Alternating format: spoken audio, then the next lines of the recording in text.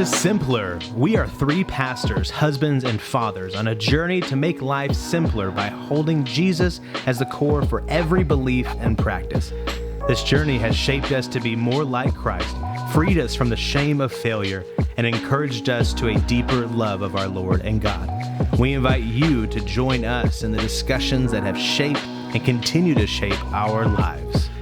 So I was having a phone conversation with Cammie's dad, my dad, and my brother.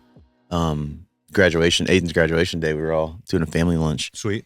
And I forget how we got on the topic, and Seth just rolls his eyes, but I've been listening to that book that Jayden sent me, The Creature from Jekyll Island, about monetary systems and specifically the Federal Reserve and the central banking system. That's what he calls the creature. Mm-hmm. Anyways, I had mentioned, we got onto banking somehow, and I mentioned that I asked my dad, do you know what fractional reserve banking was? And he didn't know what it was. Oh, because he asked me, I said something about fiat money, and he was like, what is fiat money? So I don't know if you guys know what fiat money Not really. is. It's a car, right? Yeah, that's it. It actually is. Anyways, but it made me realize, like, I maybe it's just the years of research in finance, and especially in crypto, because it's crypto's the antithesis of fiat money. But it's just like a normal vocabulary for me. And here's my dad, who's old and who's intelligent, and he's like, what is fiat money? It made me realize, like, the central banking system has done a really good job of hiding themselves from the public. Like, nobody knows the scam that we are consistently living in on a daily basis. No one even knows what fiat money is. So fractional reserve banking, have y'all heard of that? Quick story, loved it. This book's like incredibly boring, but I'm loving the content. Long time ago, when they I think before they even started minting coins, like gold coins, goldsmiths, or maybe it was when they started minting coins, goldsmiths had these giant vaults where they would hold their gold. And they realized that they had an opportunity to lease or rent space out in their vaults to people to store their gold. And so they started storing people's gold. And then at some point they figured out that only 15% of the people that stored gold in their vaults came and redeemed their gold. So what they started doing is they started issuing certificates. Oh yeah, I've heard. Well, they would issue a certificate when you put your gold in the vault to say, like, this represents the gold that's like how you redeemed your gold, right? So they figured out only 15% of the people that store their gold redeemed them with the certificate. So what they started doing was they started creating more certificates for the 85% of the gold that wasn't being redeemed, and they would trade more certificates to people as loans. So now they've increased the money supply without anything to represent it. So that's what's called fractional reserve banking. A fraction of what they have reserved, they loan out to the public. So fractional. I did know about this. I didn't know the term. Okay, so fractional reserve banking kind of like lasted for a long time until the central banking system, or in our case, the Federal Reserve, did away with it. 1917, I think, when we moved away from the gold standard completely to like what we call the fiat system now. Now, the author said, I think it's genius. He said, fractional reserve banking is just a leeway to fiat money. It never stays, because once the bankers realize that they don't actually need anything stored in the vault to loan it out, then they get rid of the stuff in the vault. So that's what we've been on for a long time now, is fiat money. But anyways, it's... Yeah, because they've invested all that money. There's not actually money there. They're loaning out other people's money that's in the bank. Well, now there's no money in the bank. Yeah. Now there's literally nothing in the vault. Yeah. Which is the scam. Yeah. And nobody knows. Yeah. So it's made me, like, obviously I'm teaching financial peace. So I agree with Dave Ramsey on. It's all a show game with when you're in this much debt. When you're in as much debt as we are as a country, it's a show game, and it's worse. Yeah, go. There's no ball. It's worse than that. Yeah, like that's how I'd always thought. Yeah, but it's worse than that. Yeah. I mean, I don't have time to explain it, but the system goes way deeper than that, and I'm learning from this. Yeah. This book is like, it's freaking me out, because it's like I realized that the scam goes way deeper than just because the shell game you're talking about would be like the Ponzi scheme that Bernie Madoff did. Where that's what I always thought it was. It's way worse than that. Yeah, and how it's set up. Yeah, it's the premise is the intention is a power, centralized power in what we call a one world government. It's always been the push for that. Yeah.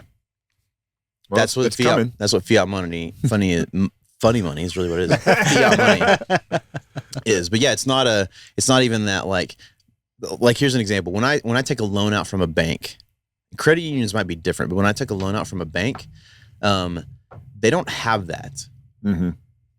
That doesn't exist. The money I'm borrowing does not exist until I borrow it. So every time I borrow money, I'm increasing the money supply. Mm-hmm. It's not even just when the Fed prints. Mm-hmm. Every time I borrow money, I'm increasing the money supply. Yeah, that makes sense. Because it's not like they have $100 and they give you 50 of it, and now there's still $100 here and $100. The scam is that they do on paper. Like this is where it gets crazy is like when you learn the accounting of it, you're like, it's disgusting. Well, that's what I'm saying. Is like it's different than what you're thinking. Yeah, gotcha. I'm telling you right now, like it's chaos. I thought I had it nailed down, gotcha. Like in what you're kind of the direction you were going, and it's not that at all. It's way worse. Cool, way worse. I like it. I want to learn. We're not talking about that today, Ryan. We're not talking about how bad it is. but we are kind of. Yeah, actually, kind of. What are we talking about today, Ryan? Well, today what we're going to talk about is the dumbing down of American culture. I alluded to, or culture, period. I alluded to something, or maybe I said it directly a few weeks ago, that Jimmy Hill, I heard him say that like his wife, and she's a teacher, and that she's not allowed to require the students to learn their multiplication tables anymore. Like she's forbidden theoretically from teaching the kids to memorize the multiplication tables because for who knows why, but I think to make people dumber. But it's such a silly thing, because I was asking him about it. We were sitting down visiting for a few minutes, and I was like, how do you even know that 64 divided by 8 is 8 if you don't know your basic multiplication tables? You know, we were hanging out somewhere the other day. Oh, I was at a coffee shop the other day teaching Bible study, and we were listening to the baristas behind the counter. You could just kind of overhear them talking, and it was quiet in there. And one of them said, I don't even know, like there's 7 of these, and it's 6. What's 6 times 7? What? What's 6 times 7? And these are like college age people, and they don't know what 6 times 7 is. And I thought, that's ridiculous. And I think that there has been a systematic dumbing down of people for a long time. I don't know all of this, but one of the things it was saying is that 100 years ago, we were still learning in school. We were still learning Greek and Latin, as an instruction for language, understanding language and the root of language. And now you have remedial English as an entry-level college class because people don't know like basic stuff, you know? And I'm not one to talk about it because I still don't know how to use commas effectively. Nobody knows how to. And semicolons, I think you just sprinkle those in periodically just to look smart. I don't know that they actually serve a purpose. But it's one of these things that, like, I do think that I'll put it this way. I don't think this is just the young generation. I don't feel that way at all. I think you're not on Facebook, Micah, but you are, Pierce. And so I'm on you're it. on it, but you're not on it enough to notice. But there are a lot of these pages that will get a lot of followers, and it'll be San Angelo sells or whatever, and they'll build up a ton of followers. And then they'll put a scam post, a little kid, and there'll be a picture of a little kid gone missing, and it's a police officer holding a little kid or something like that, and it'll say, little kid missing in San Angelo, please share this picture everywhere. We got to find this kid's parents. And it's a scam. And then they get it shared 1,000 times, which brings more traction to their page. And then they swap out the link. And now that link is shared 1,000 times. And it's so freaking obvious that, like, come on, man. Like, and sometimes it's, hey, this person got injured in a car wreck. But sometimes it's outrageous claims that you're like, no one believes this, right? Yeah. And then you look and everybody's like, oh, praying they find this person, or praying this happened, or oh my goodness. And it's like, it's fake. And there are I don't ever comment on it, but there are every now and then there's somebody I know really well who will share one of those, and I'll just send them a message and go, hey, that's fake. And they'll respond to me, oh, that's too bad, but not pull down the thing. And it's like, no, you're part of the problem here. You're perpetuating this false narrative. And so I think it's kind of across generations. I don't think it's a single generation. I don't want to say the young generation is the dumbest generation or anything like that. But here's a complaint that I've had for a long time. And I was never a good student in school. To be clear, in high school, I didn't have to try. It came easy to me. Mm-hmm. But that doesn't mean I was a good student. I made great grades, but by the time I got to college, I had never tried for anything in my life, and college kicked my butt. Yeah. I'm not a good student. I don't like a classroom setting. I don't learn well that way. Maybe if I had been born, 30 years later, they'd say, "Oh, you're ADHD." Maybe not. You say no? I mean, like, sure, somebody would say that, but you're not ADHD. Yeah. Steven's ADHD. But I just, like, I'm not a good student, but I'm a good learner. And to me, those are different things. Okay. I don't think one of my complaints that I've had for a long time is I don't think people want to continue learning. I think once people finish their high school career or their college career, I think most people just coast like spineless jellyfish in the current of the ocean, and they're not growing. Mm-hmm. They're not learning anything. And I think that's dangerous. Mm-hmm. And I think it's particularly dangerous for people of faith because we live in a world that is coming to an end. We already know it from the prophecies in Isaiah, Jeremiah, Ezekiel, Daniel, from the things that Jesus says in the Gospels. We know the direction this world is heading, and it is good for us to be aware of what's going on so that we can see clearly what's happening. But also, we need to be good students of who God is so that we can rightly live in this world, right? And I think that Christians, I've said this a lot lately, I don't think there's any excuse to be a stupid Christian. Mm-hmm. I think we should be some of the most well-educated people on the planet. And there was a time that was how it was. Mm-hmm. Every Ivy League school was started by Christians, like back in the day. Like it was like hospitals were started by Christians, like they were the intelligent ones. And I think what we've done as a group of Christians is we've just gotten dumber and dumber and dumber. And we just believe every wind of doctrine, and we believe every little thing that people say. And we're not aware of the environment we live in. And Micah, go. But Ryan, shouldn't we just believe everything we're told? Was I still introducing it? Yes. I kept trying to find a way to interject, and then you're like, and then I was like, I forgot I was still introducing it. I was already going. You're excited. Yeah. Remember that one time last year when I was like, wait, have we done the Bud Ryan yet? And you're like, yeah, like 30 minutes ago. I was going to ask again, but I had a little PTSD. Like, maybe I didn't. Well, actually, Pierce, what did you say? What was the Bud? Shouldn't we just believe everything we're told? No, you spineless jellyfish. There we go. All right. so I think, I'm sorry. I think your point about people don't want to learn anymore, I actually think, at least in our part of the world, I think it's tied to how the education system's set up. So like when we say, do you want to learn? We think of school. Mm-hmm. And there's a group of people like my son Seth who are very good in that environment, like really good at school.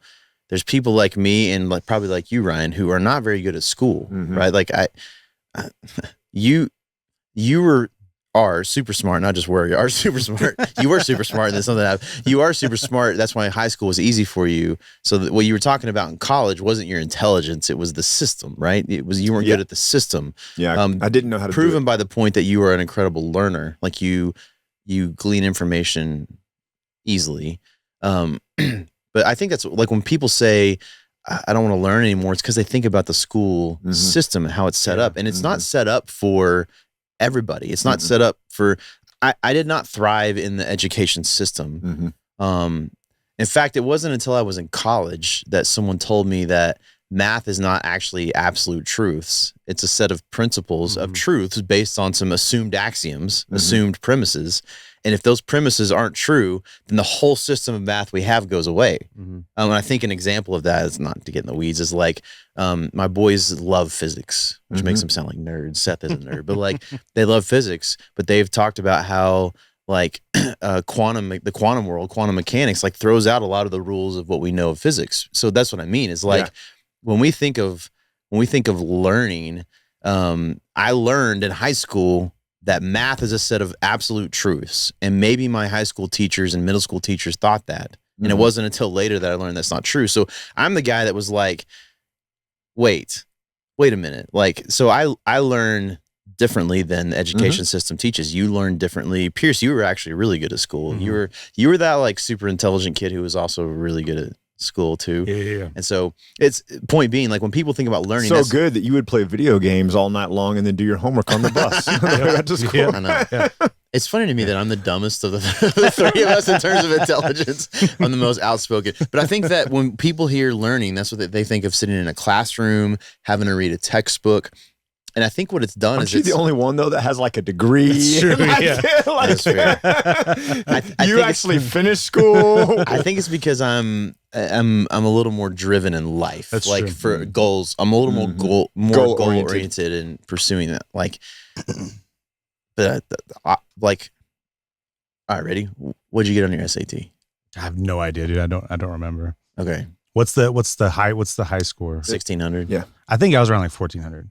Yeah, mine was not that high. What was yours? My math was like a 700, but my English was only What was like your total? 400. I was only like 1100, 1200. My SAT score 10 points below what you had to get to get an automatic entrance into college. I had to take an entrance exam to get into Angelo State Really? University Wow. because my SAT score was like 1050 or something. Yeah. Right. Mm. Right. So Yeah. like My For math, being like, my you guys are- math was super high. I had to take an My entrance exam English. to get into Angelo State University. Right. Yeah, that's sad. And then I had a 4.0 and a 3.9 my first. So it's like, Yeah. Nice. for me, it's system based. But all that to say, like, Yeah. I think when people think about learning, that's what they think of. Instead, I think the education system now is, there are some people that have incredible hearts within the education system, right? There's some teachers that love the kids and desire to teach them. So I'm not dogging on the teachers. Mhm. What I'm saying is the way the system's set up is that people learn to learn one way. Yeah. It's not set up to teach people to learn multiple ways. And I think that's the problem, is that when you say dumbing down, I think that's what it is. So like, I remember taking my last final at Angelo State thinking, thank God. I'd already decided I wasn't going to seminary at that point. So I was like, thank God I'm finally done with this. Like, Yeah. because I hated it. I hated that part of it. Yeah. But I freaking love to learn. Mhm. I'm listening to like one of the most boring books in the world right now because I'm like really interested in the monetary system. So like, that's what you're after, is like something in people has been squashed in terms of their like desire to grow and learn. Yeah, they almost like, so your excitement to being done with the test and being done with that, what most people do is at that point they check out completely. Yes. And so because they didn't maybe like the system, they just quit being learners, period. And I'm actually thinking, I think I'm probably an anomaly. I probably see the whole of the system and evaluate the system. Most people just operate within the system. So if someone didn't like You the see system, the big picture really well. if someone didn't like the system, they don't think it's the system. They think that's learning. Right. Mhm. Right. That's what you're saying. Is Yeah, like, yeah, that's a when good they point. get done with the test, they're like, oh, thank God I don't have to learn anymore. Yeah. Yeah. But that's not actually what you hated. Or if you grew up in a church Christian system where someone said, this is how you learn the scriptures, and they said, memorize the scriptures like this, or read the Bible like this, and it didn't fit the way you learned. And this is me. There was a time when I was like, I don't want to learn, right? Yeah. But the moment I got a flavor, a taste of like the joy of seeing the scripture on my own, that's when it like sparked something in me, and I was off to the races. But before that, I was like, I don't want to sit down for a Bible study in the morning. Like, this is boring as heck. Like, that's not what I said. Like that. But like, I think that's what the problem is culturally, is like we just stop learning. And so then, to your point, what happens is Christians believe whatever anybody tells them. Mm-hmm.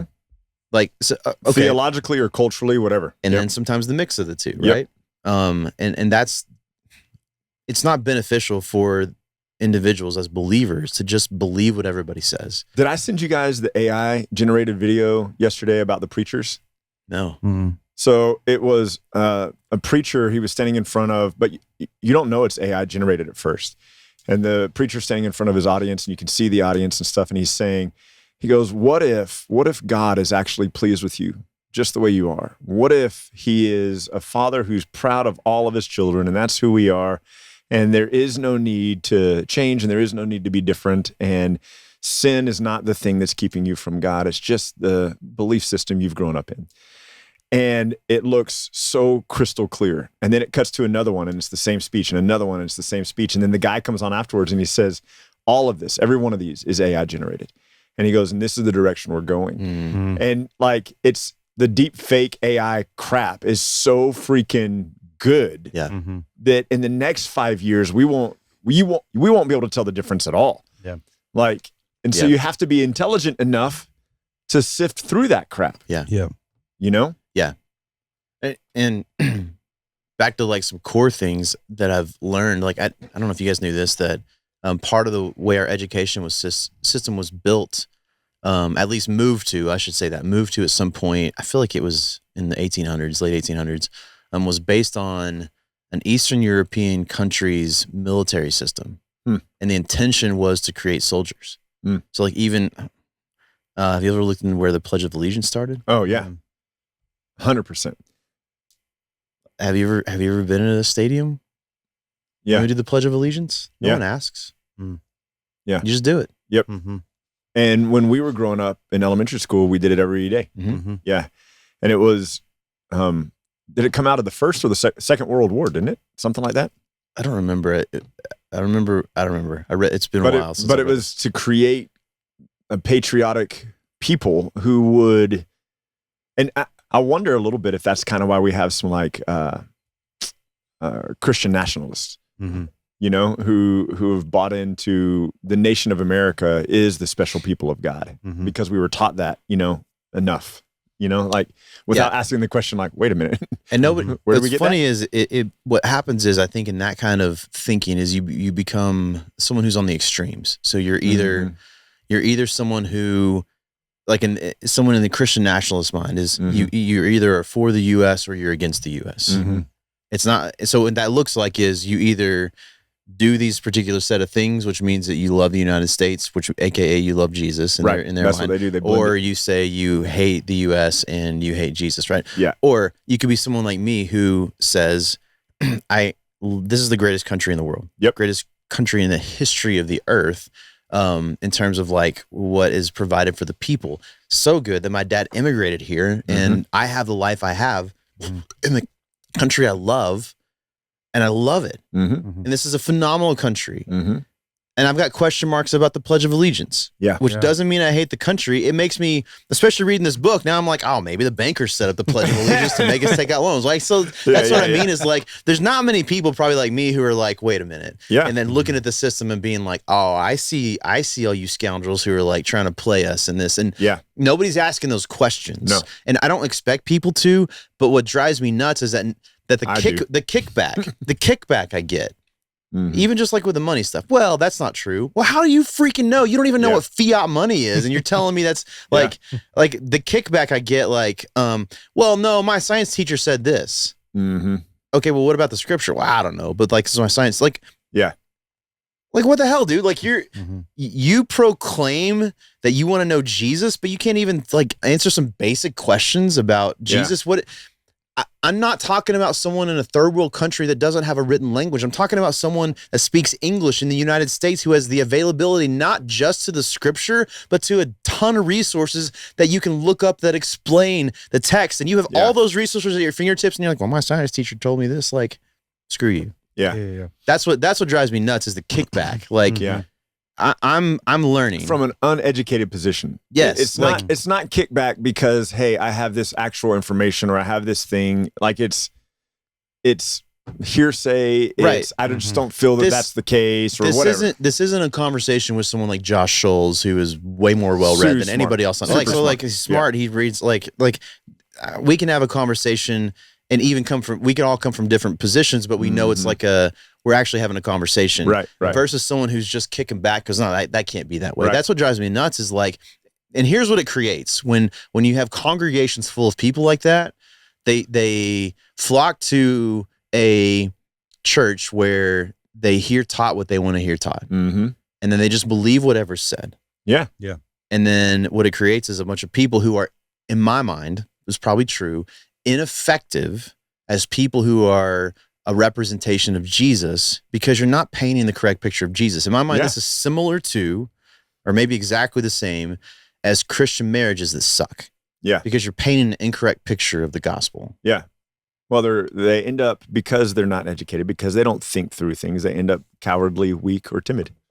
And you can tell us a word for that later. A technical word for that later. But it's, it's one of those things that it's just like, I don't know. There's so much. We've been trained, I think, to just listen to authority. Yes. And yes. and there's a time to do that and a time not to do that. Yeah. And so we've been trained to just, well, so-and-so said it. And I mean, Ryan, what do you think? They're a news anchor. Like, did you see the clip a year ago or 2 years ago where it shows the clips of all the news anchors, like 70 or 100 different news anchors, exactly the same script. So because there's news anchors all over the place, but I think there's like 2 or 3 companies that are behind all that. It's only 2 or 3 companies that are behind all the media outlets in the US. And so you mean on the face? Do what? You mean on the face, like companies people know of? Because one of the things that I'm just learning in this book is that bankers actually paid off media people in like the 1800s to say, that's what I mean. On the face is like, you might see a couple companies, but like in the background, there's something else going on. Well, the point being that people go, well, Ryan, you're talking about 1,000 news outlets. No, I'm talking about 1 or 2 companies that's pulling all the strings. Yeah, if they're all completely autonomous, why did they say almost exactly the same thing within minutes of each other? Exactly. Yeah. Like, and I know it's time zones, but like all these people in the same time zone at the 6 o'clock news, and they're saying almost exactly the same thing. Like, it's crazy. That came from somewhere. Script. Yeah. Well, and it's interesting because so one of my favorite books over the last few years is called The Hidden Half, and I've referenced it here before, but it has a picture of a duck on the front. The idea, you hear people going like the duck's really calm on the top, but his feet are going crazy underneath. And it talks about how like we don't always know the hidden half. We don't always know. There's a lot we can know, but then there's an unknown. Yeah. And so one of the things that the book argues is a lot of people are like, well, you just can't know about things that are knowable. So there are some things you just can't know. Right. But a lot of people never get to the part where, hey, here's the things you can know. So, for example, he gave a case study of a certain drug company I think the author's out of England, so I think the company was out of England as well. But he gave a certain case study of this company, and it had something like 300 reports on their new drug. And so what they did is they went through, and the 300 reports, they threw out any of them that were completely negative. Like there was nothing positive. And then they took the other 150, and if there was a sentence that they could make sound positive by cutting off the beginning and the end, then they would do that. And they would say, we have 150 reports of all these medical journals that talk about how positive it is. And they'd give the little quotes and talk about look at how great this company is. And then if you go back and you look at it, because he has all this research in the book that shows where it came from, it shows how the research was paid for by the pharmaceutical company to get this report so that they could get their drug passed. And you're like, but people don't think about that. They're like, nor are they asking. No. So like, a couple of weeks ago, what's the guy that's doing making all the FDA changes right now? Kennedy, right? RFK Jr.? Yeah. So they're going to ban like red dyes and some stuff like that. And what's funny is like, you have people going, it's red dyes. Is it really that big of a deal? But people aren't asking questions. That's to your point a moment ago, Micah. Like people don't ask questions. And my kids never had like a reaction to red dye, but my sister's kids do. And it really, really messes with them and makes them sick and kind of like wild and crazy. And so like she's banned it all from their house because like, and including Doritos, including like all the stuff that it's in. And it's funny because people are like, oh, this is an overreach. And I don't think people realize how few. Okay, remember in the Wizard of Oz, and they finally get to the Emerald City, right?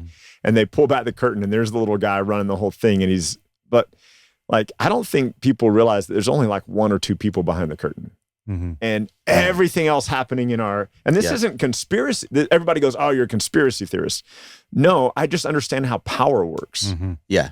Well, what's funny is like you can see that in the scripture. Oh yeah, and it's continuing that way. Your point earlier is like we are moving towards a one world government, and just as a reminder for everybody, like We don't have to worry about that. I hate that idea Yeah. practically. Like practically, it's a terrible idea. And we should fight against it. I am, yeah. But it doesn't change that it's coming. And it doesn't change that what we call the Antichrist is coming. But that can't be my worry. No. Right? My hope is in Jesus, so I'm not worried about that stuff. So it doesn't mean I just like let it go. It But just you also means don't have to be uneducated part about of it, right? And I have this theory, working theory, that as a core, mankind in general wants a king. Mm-hmm. I don't know if that's like something that is left over from, like from Adam. I'm not sure. I don't like, you know what I mean? Like, I don't know what it, like you can see it through the scripture too. 1 Samuel 8, the people say we want a king so we can be like everybody else. I think and maybe that's it. Maybe it's just because, well, it's not that way now because we don't, but I still think like, here's my working theory. As mankind in general, we want a king. Mm-hmm. The three branches of government in the U.S. were set up to fight against that, to keep us from having that. But what do we do now? We got to have a president who's going to change the country. The president wasn't meant to be the king, but we treat him as that now as a country, right? So I have this working theory, like for whatever reason, we as mankind want a king. I think it's because we are uneducated. The easiest thing for us to do is just sit back and enjoy life and let somebody else make the decisions. Yep. And that I think is it drives me nuts, especially as believers, because we have this opportunity. Believers do that with their pastors. Believers do that. Like they just believe they want this person to be the person that tells them everything. And maybe that's at the core of it for me is like, I don't like this perspective of Christianity where you just go through the motions. Where like you go to church on Sundays and you pray before meals, which isn't even in the scripture. And you like do all these things and you say, there, I'm living a good Christian life without any desire to live in a way that glorifies God. Like your heart's not like, I want to take whatever God's given me a heart for and live for that as the core of my life, like for the glory of Jesus. Instead of it's like, I just want to like go through the motions and get through life. That it kills me. And I'm not sure if that's directly tied to like how we're taught culturally, whether we know it or not, to be lazy sheep, or if it is because we are just late. I'm not sure what it is, but it drives me nuts. Okay, even something crazy like when we bring up something like atonement. The kickback we all get is no one's ever said that before, which is not true. Right. A lot of people have said that before. You just haven't heard it much in the last 500 years. Well, it's out there. Yeah, you haven't heard it much in the circles you're in. And because it's not in the circles you're in, it must be wrong. Right. And that, so instead of being like, wait, and asking questions and then doing some research, it's like, that can't be. The kickback is what kills me. It shows me that people aren't interested in learning. They're interested in a position. Yeah. Well, and you said something earlier. Sorry, this is going to feel disconnected, but same topic still. Making good soldiers in the education system. It's also like making good worker bees. 100%. Because you can't go to the bathroom unless I tell you can go to the bathroom. You can't get up unless I tell you to do this. You can't, we joke about it. I've never thought about that. That's funny. We joke about it that these 18-year-olds are going off to college supposed to figure out what they want to do with life, but 3 months earlier they couldn't pee without permission. Yeah. And so it's one of these things that there's this control. Yeah. And this control is exercised over little kids all the way up through their early adult years so that they will learn to be controlled. Submissive. And so you get told you got to go to college, you got to do it like this. Entrepreneurship is discouraged. Like any kind of thing that's where you're free thinking or on your own or you're picking it, like all of that's discouraged. Fit in the system. Don't rot the boat, right? Was it you that sent us the deal? Was it Finland or something like that? The other school where there's a school, maybe it wasn't you that sent it to me, but it's Finland or it's Switzerland or it's somebody, and they don't do finals and they have like they have a break every hour, like a 10-minute, 15-minute break every hour in their school system. They still do recess and they're scoring better in every single area than American kids, because what we've done is, I think even the standardized tests, I hate the standardized testing. Yeah. What we've done is that's how money is distributed to schools, like based on the standardized testing. And so now teachers are forced by the school system to teach to the standardized testing rather than to give people an education. Right. And it's like, the author of this book makes a case that the fiat system is created to basically continue a form of indentured servitude, which actually is reflected, I think, in the scriptures. Well, I said it wrong whenever we talked about this a few weeks ago. The borrower is slave to the lender. I forget how I said it. The slave is borrower to the lender, or something like that. I mean, that's just a wisdom principle, but I think you see that now, like, right? The college thing. Yeah. No one ever asked the question, like, wait. Why is student loan one of the only things that doesn't go away when you declare bankruptcy? That should at least raise some question marks about this whole student loan thing, right? Yeah. So what do we say? Go to college so that you can incur this debt, because if you're in this debt, now we've got you. And I love how people are like, well, there's ways out of it. Like if you teach in certain schools for this long, they wipe out your student debt. If you work for a certain group of nonprofits for this long, they wipe out your student debt. So this is similar to them telling you can't go pee. This is going to be a bit of an extreme reach, but it's similar to people who are brought into third world countries to work there, and you'll get your passport back when you've paid off the debt it cost you to get here. You know what I mean? Really? Yeah. So like it's human trafficking, and what they do is they bring in workers and they take their passports from them. They take I see. And they take all the stuff and they're like, okay, it cost us $10,000 to get you here, and once you've earned enough, and you're making pennies a day, once you've earned enough, we'll let you go. But they don't ever let you go. Yep. And it's kind of the same thing. Yep. Like, hey, do our system, do it the way we want to, and we're going to own you. Which I know this is a little separate topic, but like I said, that's too extreme probably. I think in the same idea of like not asking questions, not learning. Debt is, I think, at the core of this. Yeah. The more I learn about the money system, the more I realize that debt is that thing. And so who asks the questions about debt? We're so concerned about getting that new thing now that we never ask the question about, like, do we understand how debt works? Do we know what we're actually getting ourselves into? And I know it's like the debatable topic over how Dave Ramsey talks about debt versus other people. But the more I learn about the money system, the more there's question marks for me about debt in general. I'm not talking about like how you can use debt positively. That's not what I'm talking about at all. That's like how the bankers have done it for a long time. I'm not saying that that's not a bad idea if your goal is to reap the benefits of a system that's built badly. But just in general, for the majority of people, like who knows about debt? Right? Like you two probably don't even know the definition of fiat money. I'm not dogging on you. I'm just saying like that's normal, right? Yeah.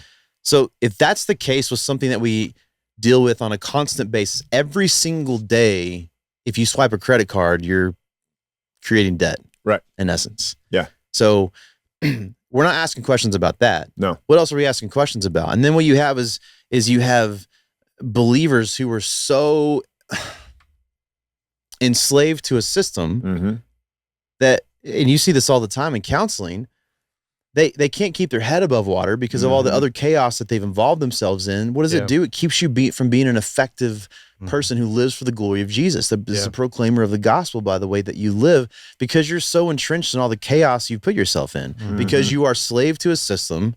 I don't mind saying that. You're a slave to a system that you've never asked questions about because no one ever stops to learn. And I know that this seems like a bad cycle. Probably everybody's gonna listen to this and be pissed because they're like they're gonna feel like I'm dogging on them. I probably am.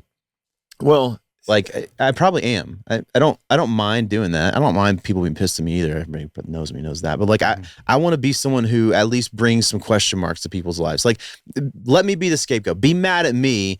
And let that be the thing that creates the question. Like start asking questions. Be pissed at Micah, but ask the questions. Well, it dawns on me now as we're talking about it. I mean, I thought about this before, I guess, that the easier something is for me as a person, the more expensive it usually is. Okay. So I can go to HEB today and buy a whole watermelon for $3. Or I can buy pre-cut cubed watermelon in the plastic thing that's 1/4 of that watermelon for $6. Right. So it's easier for me. I don't have to go home and cut it now. Right. I can get water out of my tap. If I don't like the water that comes out of my tap, I grew up in Midland. I did not like the water that came out of my tap. Or San Angelo. You can go buy a gallon of water for about $1.05. But that's not convenient because I got to pour that into my jug. So I'm going to get the water bottles, and that's going to be more like, you know what I mean? Like the easier it gets made for us, the more expensive it is. And like the lazier we get, Mhm. right? And so it's interesting because I've thought about this at times like, oh man, okay, I could put in 6 hours of work on this, or I could pay somebody to do it and it'll be done faster and then I don't have to worry about it. Yeah. But I'm going to spend this $1,000 to get this thing done that I could do in 6 hours. And I think in some cases, okay, that's practical. In some cases, my time is more valuable than that. And so that works. But I think we've kind of gotten into the system where it's just like, we like everything prepackaged. We like it all simple. Right. And you have a government or people who are pulling the strings that are happy to get rich off of my inability to even try to do things on my own or think through things. Yeah. I'm not even asking the questions. Yeah. Like, I'm old enough now that I get text every year like, don't forget your flu shot. You're getting older, like, and I'm in the system somewhere from whatever. And I don't ever get a flu shot, but So you shouldn't. But you know what I mean? Like there's all these things that people are like, oh yeah, I got to do that. And it's like, why? So that when you get the flu, it won't be quite as bad. Like I don't have any other underlying causes. I don't have. It's only like a shot against a certain strain. I know it's crazy. So what they do is they look at the previous kind of record the year and all the different flu strains and like, this one seems to be the worst. We'll make the flu vaccine for this. And then it's a gamble of whether or not that's going to be the big flu next year or not, Right, And so but we don't even ask questions. We don't even think through that. I think stuff. at the core of it is that, because people could debate all day long, like what someone's intention is for something. But like at the core of it, I think is what we're talking about is people's lack of the desire to learn, which as a believer, I think then like trickles down to how we live as followers of Jesus, because that's a pattern we're probably going to follow. Easily packaged. People want to show up at a church where a pastor's going to say, do this, this, and this, and your life is better. And then I'm going to go live, and hopefully my life is better. Yep. What do we get dogged on? Or just be told that their life is better so that they can feel good as they go to lunch. Fair. What do we get dogged on all the time? Like, well, you're not, like what y'all are teaching is too simple for people. Okay. Yeah. Like, sorry. Sure. Or some people say it's not complicated enough and detailed because you don't give them all these rules and regulations. Or people say we're telling people go sin as much as you want. Right. Which is not, we've never said that. And you guys can, never mind. People want that packaged. They want to come to you for counseling for an hour and you say, let me just fix it for you. Yeah. When you say, they don't want to put in the work. When you say, here's what you need to do, they don't want to do it because we want something just handed to us. We want, I think it's a great example. We want the watermelon in the plastic container that we just open and start eating. Right. Yeah. I think that some people have lost the joy, to use the same example. I have such fond memories of at the swimming pool in the summer, and someone brings a watermelon and they cut it. And like, there's the joy of like, get that big old slice. Get that slice. And some people put salt on it. Some people get the seedless. Like, it's the joy of like, there's something communal about that. There's now where it's like, it's so individualized. I want it just now so I can sit down in front of the TV and eat it. Like I always think about Wall-E when I have this conversation, because I feel like that's kind of what the writers were doing. Yeah. When they're the movie. Yeah. Wall-E. Like when the people are drinking their smoothies in their chairs that with the screens that float around and everybody's like 500 pounds and size 7 feet. Like it's like hey, too close to home. But that's what it makes me think of. And I actually think that's what people want spiritually. They want to sit in front of the screen, be spoon fed. Yeah. I understand that there are situations where like it's nice to watch a live stream. You're out of town, you're traveling, you're on vacation, you're doing sports or something. It's nice. Like I get that.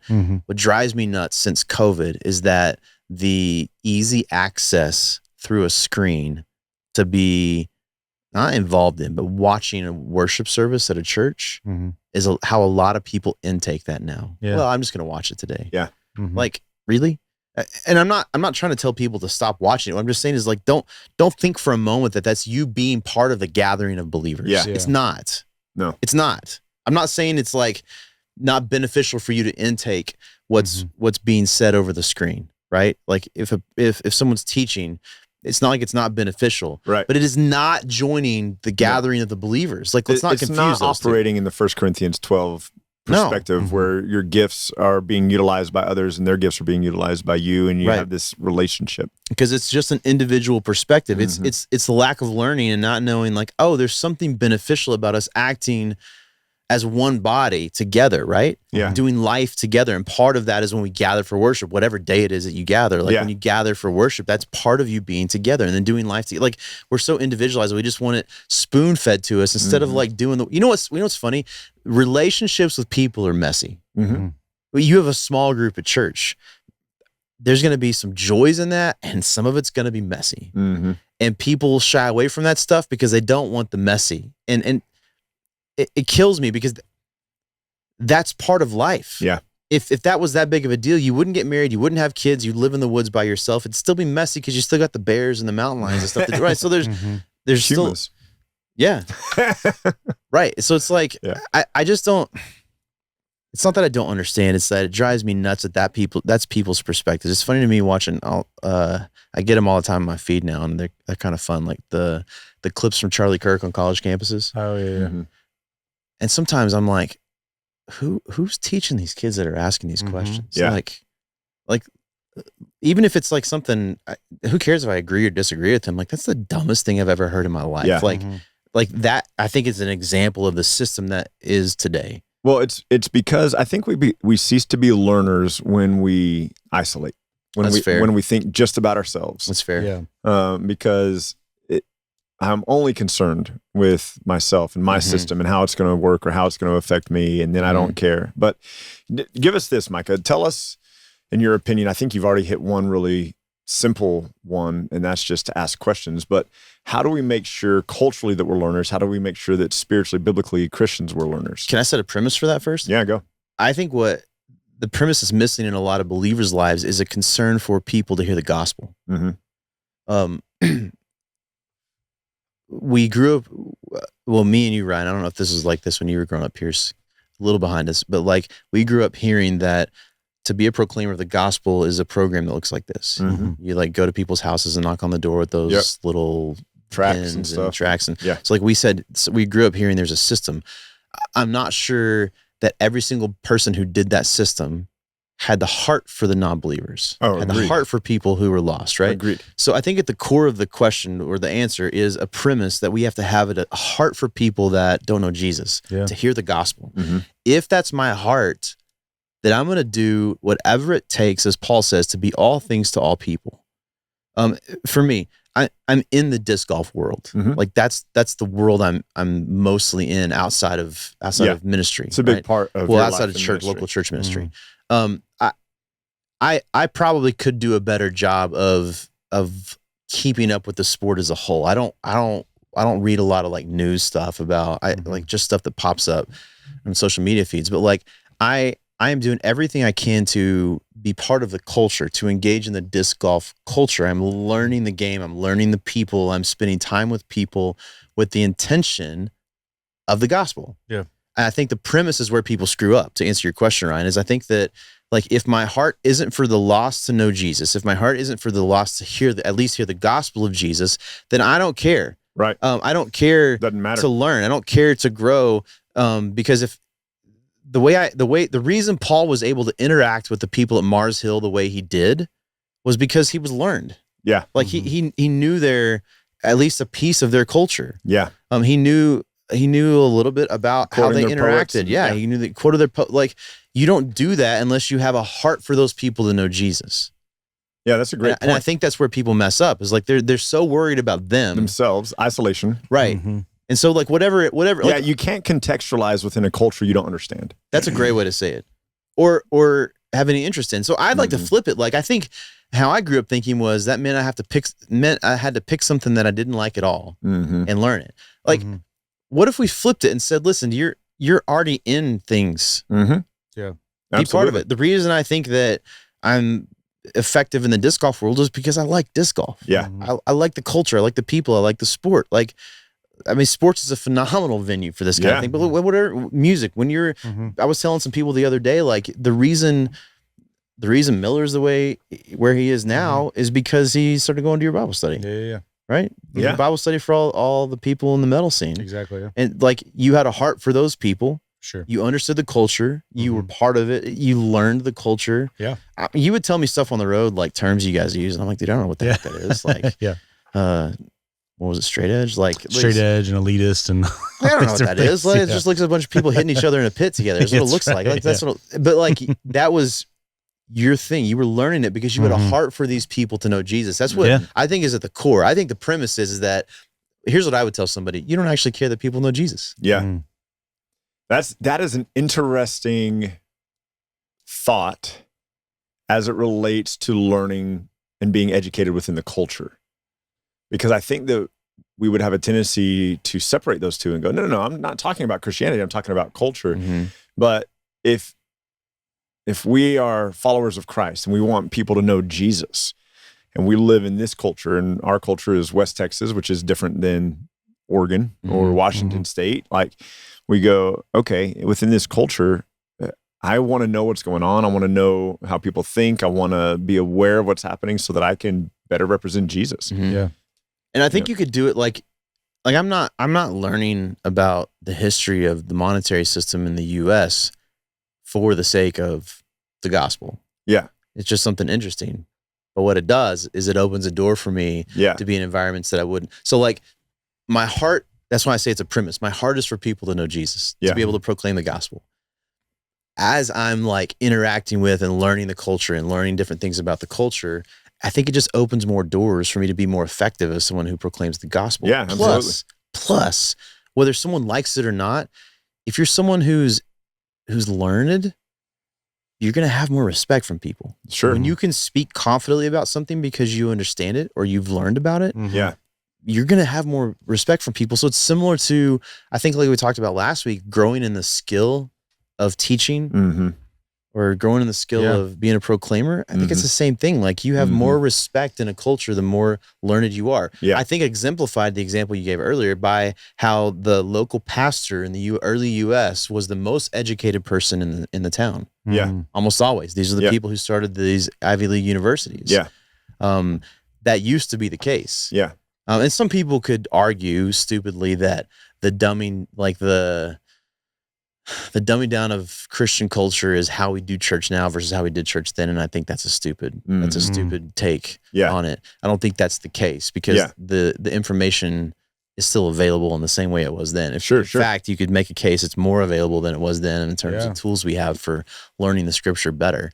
So what's funny is realistically, someone could probably have the equal education theologically as someone in the 1800s through like 6 months of like just learning on your own now. Yeah. You know what I mean? Like just reading the books that are available and the tools available online. Like, can you imagine if Jonathan Edwards back in the day could get online and look up words, anything. Right? Yeah.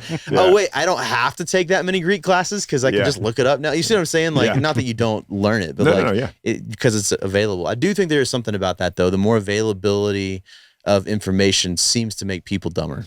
Well, it does, and here's why. Because there was a time when I was doing research papers in high school, I was going to my grandmother's house and borrowing her encyclopedia set because hers was way better than ours. If anybody doesn't know what that is, there's these group of books that talked about different topics. Yeah. And so I would go there, or my mom would take me to the library, the downtown library, and I would go to the card catalog and I'd find a book on whatever, and I'd go and I'd check it out, whatever, read it. And so there was you had to kind of work to get at information, right? Well, now because you don't have to work at it and because it's so easy to disseminate information, it's also really easy to disseminate false information.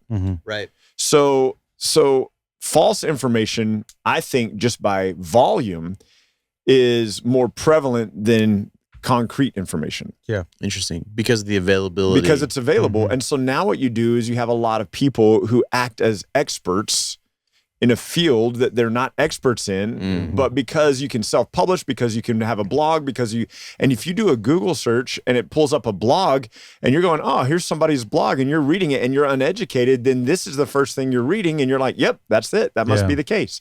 And so I think we're so inundated with garbage information that we like, look, I'm not saying everything in the encyclopedia was right, but it's a fair point. You're like, this is the World Britannica Encyclopedia that's put together. They reissue it like every decade and update it every decade. And so like there was an understanding that there were a certain group of intelligent people putting this information together. There was a trust behind it, right?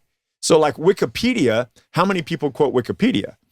But what's the joke, the running joke about Wikipedia is that anybody can get on there and add information and change the stuff. So you don't know that this information is authentic. Right.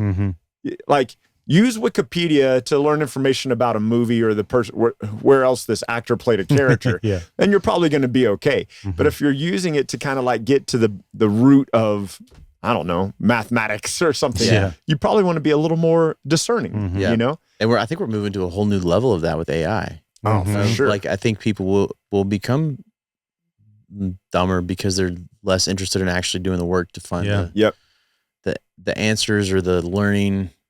Well, you can just type it in and it'll give you all the answers. And now when you do a Google search, the AI response is up at the top. And recently, I forget what it was that I looked up. There was at least twice that the AI response was wrong. But it's still a generated response because what does AI learn from? It learns from all the information on the internet, which is equal parts. Well, not equal parts in my opinion, but it's not the majority of garbage and then some good stuff. And so AI is basing it off of that. Like it's basing some of the information off of garbage. And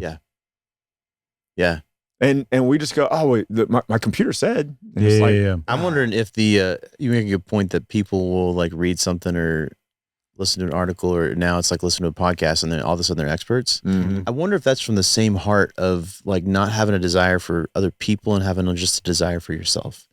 Like what's the necessity to say you're an expert at something that you're not?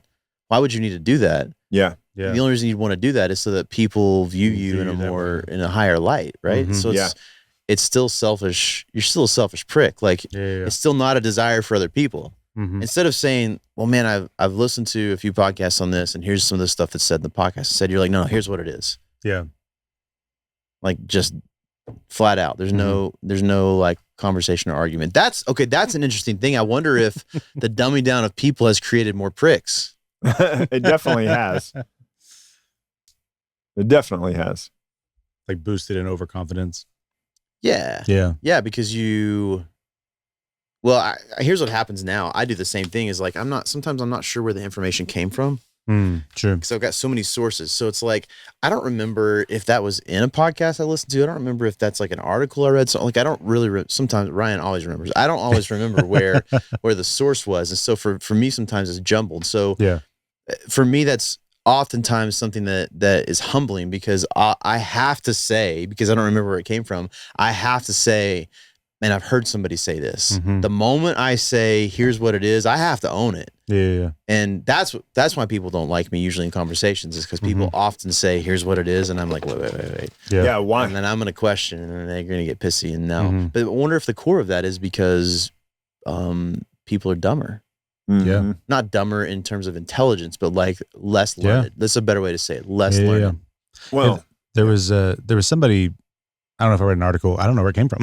somebody was talking about this, an article, podcast, something like that. And they were just talking about, technology being a resource to make things easier for human daily living, and think about just the inventions over time and how we look at tools and how they play into daily life and to hunting and to building and all these different things and to where we are now with smartphones and AI and things like that. And he said what's interesting is like most of the time like society has time to adapt to the usage of that. There are skills that are lost along the way. Well, I no longer need to do X because I have this spear, or because I have a bow. I no longer have to chase them with a spear. I have a bow and arrow now. Like I can post up there. So therefore some of the spear skills were lost along the way because people were utilizing the tools, right? So that's one of the things that he talked about with this was just like, I don't know what the resource was, but he was just discussing like, I didn't mean that in a trans way. I just meant that was it a group or was it a group? I didn't know if it's a group of people or a singular person.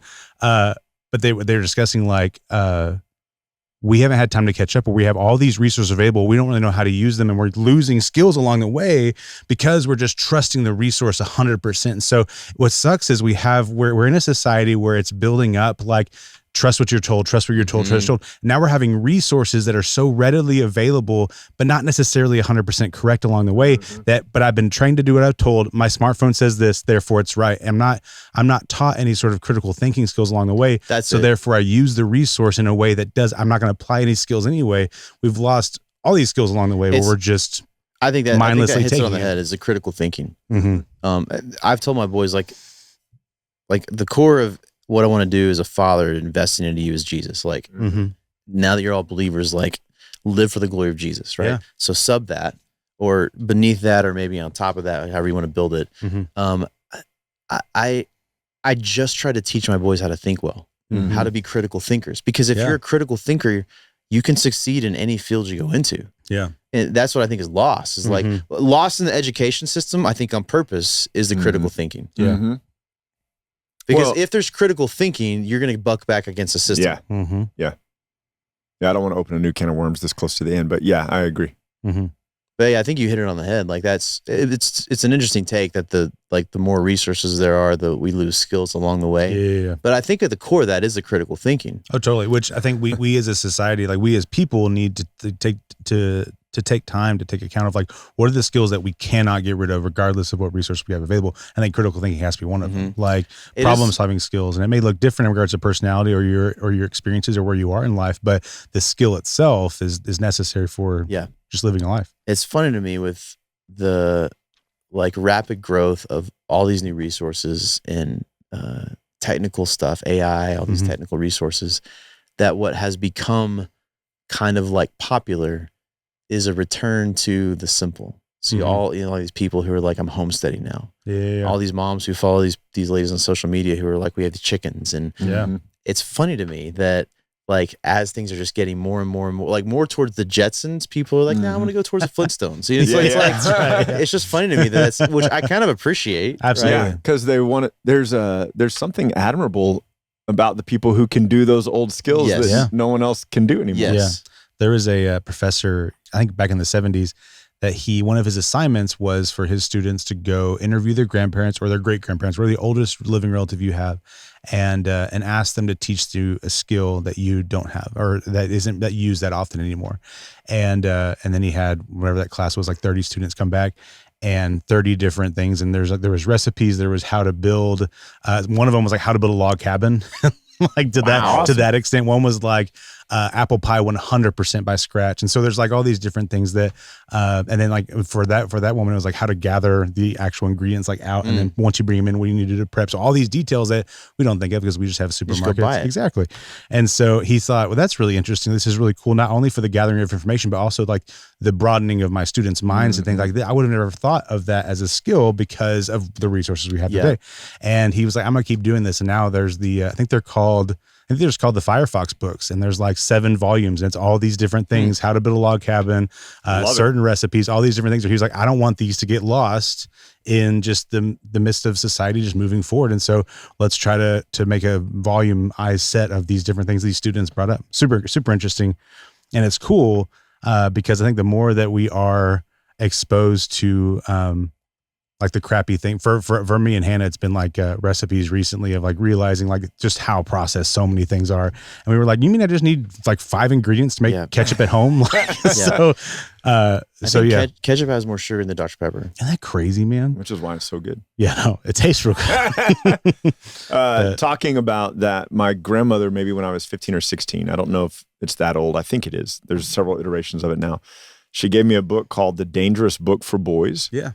And it has like how to make traps in your yard for different animals, and how to catch fish when you don't have any supplies, and how to do like it's like a whole section on knots and yeah, it's really cool. How to make sailboats with your friends that you can sell across the lake, and how to make mini hot air balloons and different things. And so, just like that's kind of a cool book.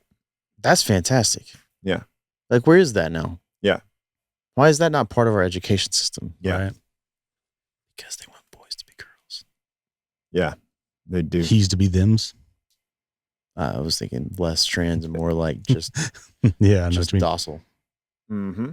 Yeah. Timid. I'm gonna tell you when you can pee. That's really, I've never thought about that before. That's such a good really statement, funny. but yeah. It's sad that it's true. Yeah, a bunch of kids listen to this and just start peeing their pants. Like, you're not going to tell me when I can pee and when I can't pee. I'm just going to go right here, right now. That would be their rebellion against their teacher. All these elementary school kids just start peeing their pants every day at school. I was thinking high school kids. Oh, Yeah. High school kids, they'd bring in Gatorade bottles. Yeah. Yeah. Start putting them underneath their desks. I don't know what the girls do. Sorry, girls. You're out. You just got to pee your pants. Funnels and Gatorade bottles. That's right. They're punching holes in their chairs. And So, Micah. so what's the simpler beef for us Yeah. today, Micah? I think it's easy to forget that we have to have a heart for people to know Jesus.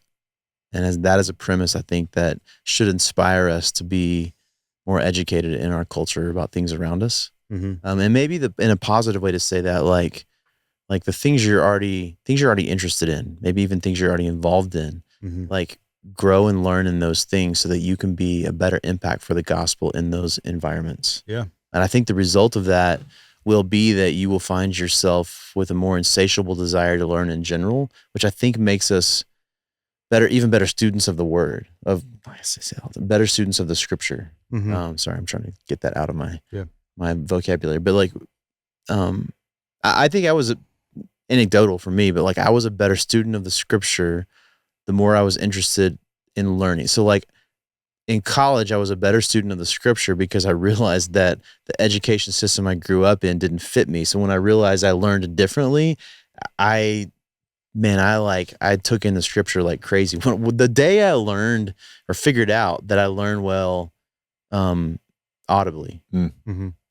I was like, it changed everything. And there wasn't the availability of audio Bible like it is now. My parents bought me 2 different sets of the Bible on CD. Mm-hmm. Because when I finally realized it, and props to my parents, they were like, okay, cool. And they were, supporting me in that, helping me grow in that. But like when I realized how I learned, man, it was like I took it in so much better.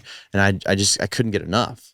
And now it's like, it's even worse now, that insatiable desire, because now we have conversations where it's like, wait a minute, what? Yeah. And like even talking about Jonah in conversation, that we had never thought about some of those things, or you had thought about it but didn't know it. Like wasn't confident. Now it's you were like, I can't wait to preach this. So like it just it's this cycle that gets like stronger and stronger the more that you grow and the more that you learn. So I almost feel like for some people they need to start the ball rolling. Mm-hmm. Like get off your butt. Yeah. And start the ball rolling. An object at rest tends to stay at rest. Mm-hmm. An object in motion tends to stay in motion. And it's not going to be rolling as fast or as strong as people who've been in this for years, but just start the ball rolling. Yeah. And what will happen is you will see how much better you are and how much better you are at being someone who shows the gospel in your life and talks about the gospel with people around you. Awesome. It's fun.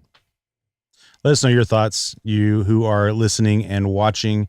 Let us know your thoughts down below. If you've experienced this in your own life, in your own, if you've had to kind of kick your own butt and get the ball rolling, if you were convicted by this, or if you've just noticed it, the people around you. We'd love to hear your thoughts, and where you can get connected with us is through Facebook and Instagram and through the comments on YouTube. Those are some of the easiest ways to get a hold of us. And so you'll find all of our social media handles tagged down in the notes below. If you're already on YouTube, or if you're not on YouTube, get over there and search for simplerpod, all one word, and you'll see our channel. Be sure to hit subscribe.